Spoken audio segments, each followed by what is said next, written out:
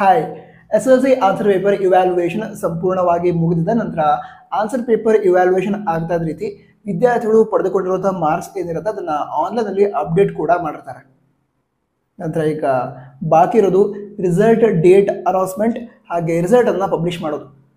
ನಂತರ ಅದೇ answer paper evaluation complete ಆಗಿದೆ ಅಂತ ಆಲ್ರೆಡಿ ಹೇಳಿದೆ. ಮುಂದಿನ 4 ರಿಂದ 5 ದಿನದಲ್ಲಿ SSLC ರಿಸಲ್ಟ್ ಬರುವಂತಹ ಚಾನ್ಸಸ್ ತುಂಬಾ ಜಾಸ್ತಿ ಇದೆ. ರಿಸಲ್ಟ್ ಬಂದ ನಂತರ ಆದಷ್ಟು ಬೇಗ ಹೇಳ್ತೀನಿ, ಸಬ್ಸ್ಕ್ರೈಬ್ ಮಾಡಬಹುದು. ನಂತರ SSLC ರಿಸಲ್ಟ್ ಏನಿದೆ ಅದನ್ನು ನಮ್ಮ ಶಿಕ್ಷಣ ಇಲಾಖೆಯವರು ಪ್ರತಿ ವರ್ಷ ಒಂದು ವೆಬ್ಸೈಟ್ ಅಲ್ಲಿ ಪ್ರಕಟಿಸ್ತಾರೆ. ಸೊ ನೀವು ಸ್ಕ್ರೀನ್ ಮೇಲೆ ನೋಡ್ತಾ ಇದ್ದೀರಾ kerresults.nic.in ಈ ಒಂದು ವೆಬ್ಸೈಟ್ ಅನ್ನ ವಿಸಿಟ್ ಮಾಡಿ ವಿದ್ಯಾರ್ಥಿಗಳು ರಿಸಲ್ಟ್ ಬಂದ ನಂತರ ರಿಸಲ್ಟ್ ಅನ್ನ ಚೆಕ್ ಮಾಡಬಹುದು. ಸರಿನಾ? ವಿದ್ಯಾರ್ಥಿಗಳು ತಮ್ಮ SSLC ರಿಜಿಸ್ಟರ್ ನಂಬರ್ ಈ ರೀತಿ ಕೆಲವು ಡೀಟೇಲ್ಸ್ ಅನ್ನ ಎಂಟರ್ ಮಾಡಿ ಸಬ್ಮಿಟ್ ಅಂತ ಆಪ್ಷನ್ ಕಾಣ್ತಾ ಇರೋದು ಅದನ್ನ ಕ್ಲಿಕ್ ಮಾಡಿದ್ರೆ ರಿಸಲ್ಟ್ ಅನ್ನು ಚೆಕ್ ಮಾಡಬಹುದು. ಎಲ್ಲ ವಿದ್ಯಾರ್ಥಿಗಳಿಗೂ ಆಲ್ ದ ಬೆಸ್ಟ್. ಬೇರೆ ಡೌಟ್ಸ್ ಇದ್ರೆ ಕಮೆಂಟ್ ಬಾಕ್ಸ್ ತಿಳಿಸಿ. ಜೈ ಹಿಂದ್, ವಂದೇ ಮಾತರಂ.